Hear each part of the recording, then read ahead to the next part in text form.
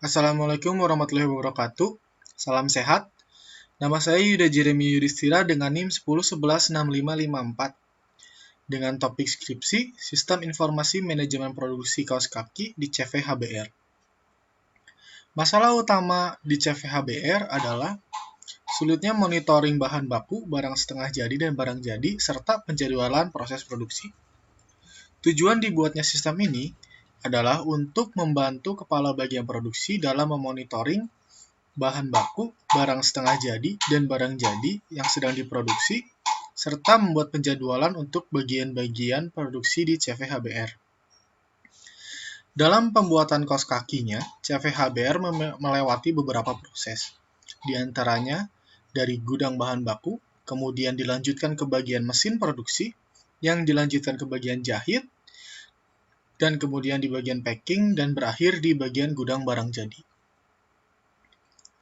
Nah, di sini saya akan mendemokan sistem yang sudah saya buat. Pertama, untuk admin produksi, kalau misalkan passwordnya salah, maka akan keluar alert untuk memberitahukan username atau password yang dimasukkan salah.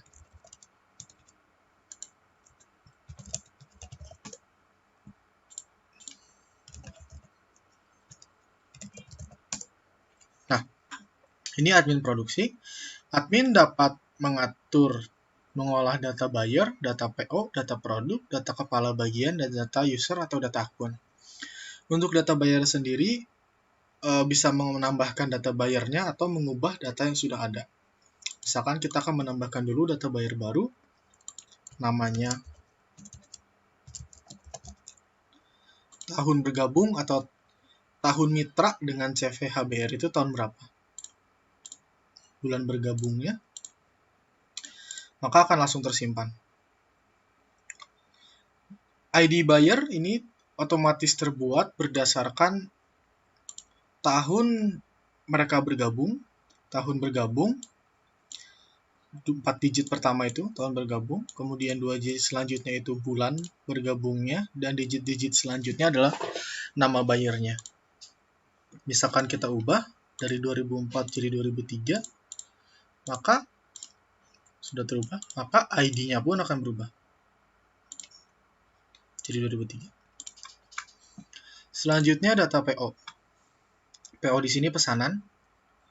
Nah, misalkan kita akan menambahkan suatu pesanan.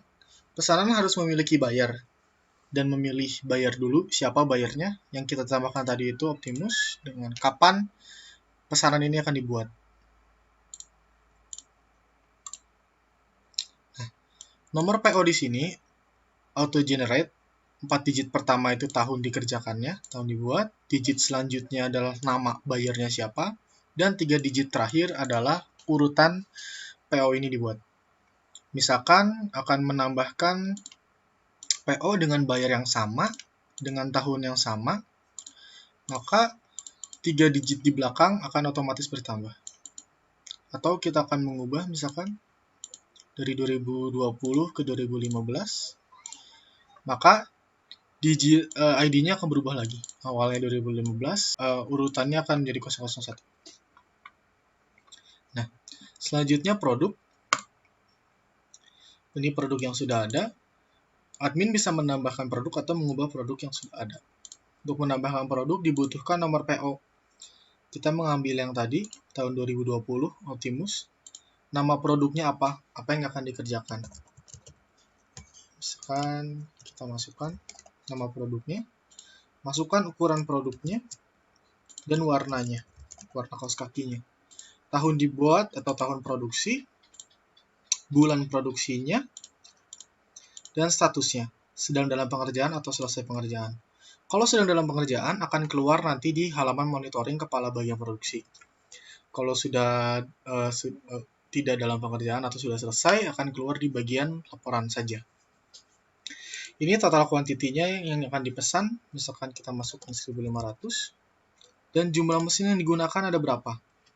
Misalkan kita masukkan 5 saja, dan berapa banyak jumlah bahan baku yang akan digunakan. Misalkan kita pilih 1 dengan nama bahan bakunya white, berapa banyak bahan baku ini akan digunakan dalam membuat produknya.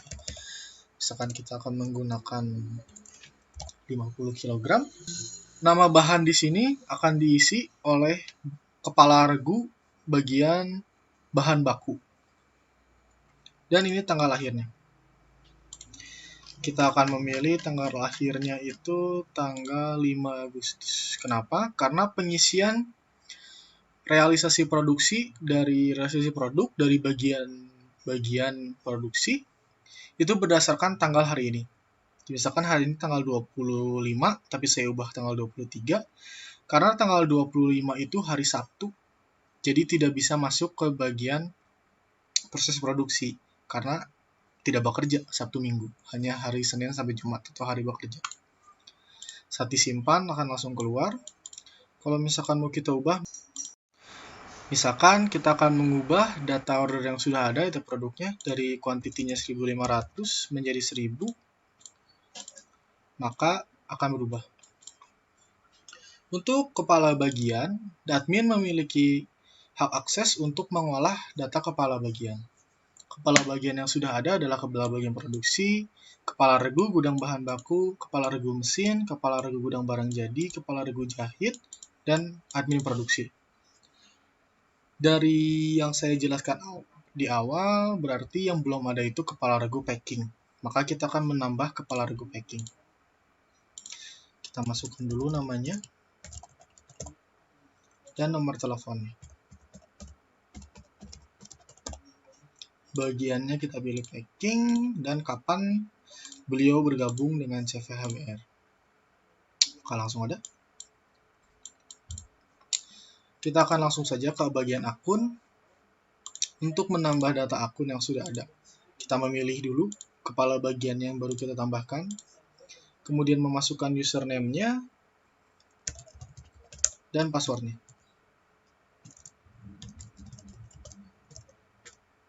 Oh ya, kalau misalkan datanya tidak ada, maka akan keluar alert.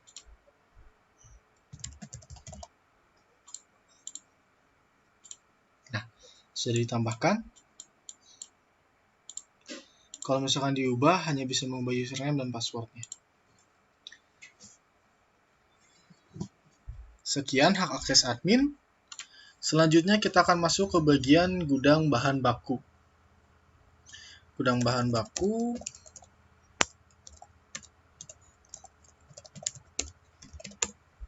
Nah, gudang bahan baku saat masuk ke dalam sistem akan langsung disajikan nama produknya yang akan dibuat. Dengan statusnya tadi sedang dikerjakan. Nah, nama bahan bakunya apa, yang dibutuhkannya berapa, kapan deadline produksinya. Untuk kemudian bisa menambahkan nama bahan baku. Misalkan kita menambahkan nama bahan bakunya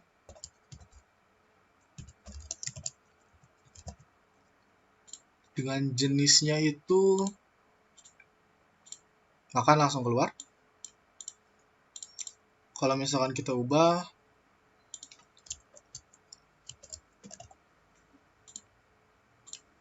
maka langsung berubah. Selanjutnya adalah kepala regu bagian mesin produksi.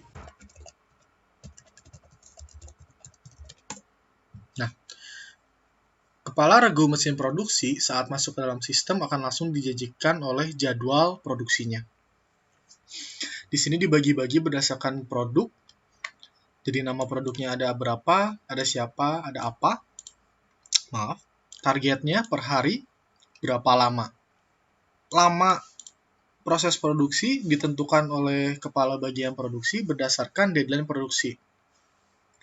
Seperti awalnya saat membuat produk, deadline produksinya itu tanggal 5 Agustus. Maka akan dikurangi 10 hari kerja dari tanggal 5 Agustus, yaitu 22 Juli 2020. Dan untuk bagian mesin produksi diberi waktu 5 hari untuk menyelesaikan pesanan yang diminta. Dari 22 Juli, 23 Juli, sampai 28 Juli. 25 dan 26 tidak ada karena 25 dan 26 itu hari Sabtu dan Minggu. Misalkan sekarang adalah tanggal 23, saya ubah ke tanggal 23. Saat menambahkan berapa banyak lusin yang dihasilkan, maka akan langsung menambahkan di tanggal yang kita masukkan. Untuk target sendiri, untuk bagian mesin produksi itu dihitung dari jumlah pesanan, jumlah kuantiti pesanan yang diminta, dibagi lamanya hari, dan dibagi jumlah mesin yang digunakan. Kalau misalkan kita tambah lagi di tanggal yang sama, maka akan menambahkan dari 100 jadi 150. Kalau mengubah, ya mengubah. Dari 150 jadi 50.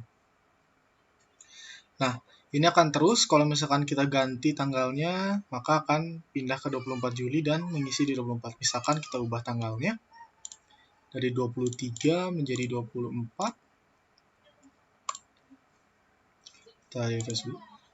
Saat kita menambah, kita tambah misalkan menghasilkan 70 lusin pasang, lusin. Nah, maka akan terisi di bagian 24 Juli. Dan target terpenuhi. Target akan terus bertambah dan akan mengurangi berdasarkan realisasi produksi yang di-input. Misalkan sebelumnya tetangga yang produksi yang selanjutnya targetnya dalam satu hari itu menghasilkan 40. Karena realisasinya 0, maka 40 target ini akan bertambah ke hari selanjutnya. Kemudian hari selanjutnya berapa banyak realisasi yang akan diisi. Karena belum terisi, maka akan terus bertambah, dan terus bertambah. Di sini hanya bisa diisi pada tanggal yang tercantum di jadwal. Karena sekarang tanggal 24 Juli, maka di bagian ini walaupun kita tambahkan tidak akan tertambah. Kemudian setelah bagian mesin, kita akan langsung ke proses selanjutnya, yaitu bagian jahit.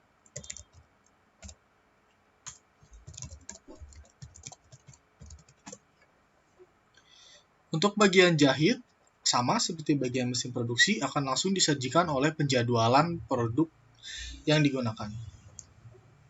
Penghitungan target di bagian jahit produksi adalah berapa banyak jumlah kuantiti pesanan dibagi berapa lama proses produksi dilaksanakan. Untuk bagian jahit itu memiliki akhir produksi 2 hari kerja setelah bagian mesin. Berarti ada 7 hari. 1, 2, 3, 4, 5, 6, 7. Dari tanggal 22 Juli sampai tanggal 30 Juli. Kita ubah dulu tanggalnya menjadi tanggal 23. Kita kembalikan dulu. Kita coba. Saat kita isi, maka akan masuk ke bagian tanggal. Nah, akan di tanggal 23 Julinya. Kalau misalkan kita ubah, dan targetnya juga otomatis berkurang. Kalau misalkan kita ubah lagi ke tanggal 24, dan kita tambahkan, nah 100, kita coba tambahkan lagi di tanggal yang sama, jadi 150.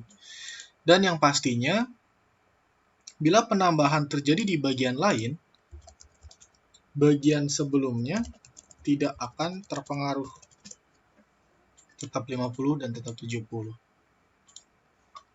Setelah proses jahit, akan langsung ke proses packing. Di packing, yang tadi kita buat, sama, akan langsung ditampilkan daftar penjadwalan berdasarkan produksi, tanggal akhir produksi, dan jumlah pesanannya. Nah, untuk bagian packing memiliki tanggal akhir produksi 2 hari kerja setelah bagian jahit. Maka memiliki masa waktu 9 hari. 1, 2, 3, 4, 5, 6, 7, 8, 9. Dari 22 Juli sampai 3 Agustus. Misalkan kita kembalikan lagi tanggalnya dari 24 turun ke tanggal 23.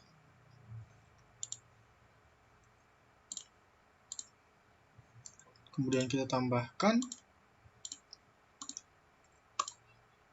maka akan langsung terisi. Bila kita ubah lagi ke tanggal 24, kemudian kita tambahkan, maka akan langsung terisi. Misalkan kita tambahkan lagi, maka akan bertambah. Kemudian yang terakhir itu adalah terakhir proses produksinya itu ada di gudang barang jadi.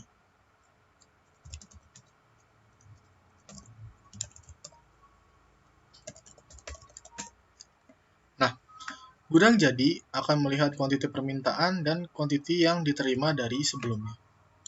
Bila yang menambahkan misalkan 200, terus menambahkan, tambahkan lagi misalkan 100 kuantitinya jadi 300. Nah, berdasarkan pengisian dari gudang barang jadi, awalnya kan dari bahan baku, masih berbentuk bahan baku, diproses oleh mesin produksi menghasilkan barang setengah jadi, diproses lagi oleh jahit, dan diproses lagi oleh packing, baru menghasilkan barang jadi yang dikirimkan ke gudang barang jadi, yang nanti akan dikirimkan ke buyer. Berdasarkan hasil kuantiti dari gudang barang jadi, kepala produksi dapat melihat sejauh mana proses produksi dilaksanakan dan memiliki status apa. Maksudnya status apa bisa dilihat sebentar. Ya. Gudang barang jadi menghasilkan 300 dengan jumlah pesanan 1000. Itu statusnya aman. Gimana perhitungan statusnya itu rata-rata per hari dikalikan dengan sisa hari produksi, proses produksi ini masih bisa mencapai jumlah pesanan, maka statusnya akan aman. Bila rata-ratanya lebih kecil dari 2/3 dari jumlah pesanannya, maka statusnya akan rawan. Bila lebih kecil dari 1/3-nya, maka statusnya akan berbahaya. Di saat status berbahaya, kepala bagian produksi diharapkan bisa memberikan keputusan untuk mencukupkan jumlah pesanan yang diminta. Mungkin kepala produksi bisa menambahkan jam kerja, atau bisa melakukan lembur kerja, atau mungkin bisa memberikan jadwal di weekend atau di Sabtu dan Minggu. Sama seperti bagian bagian admin bisa memproses data buyer, bisa menambahkan, bisa mengubah data pesanan, bisa menambahkan, bisa mengubah data produk, bisa menambahkan, bisa mengubah, dan data history. Data history ini semua bagian produk yang sudah pernah dibuat oleh CVHBR. Bila ingin dicetak laporan produksinya, maka langsung mencetak dalam bentuk yang diinginkan. Bisa langsung ke printer atau mau ke PDF. Untuk kepala bagian ini memiliki ID akun yang unik masing-masing. Bisa dilihat di sini, berbeda bagian memiliki akun yang berbeda. ID akun ini merupakan 3 digit bilangan biner.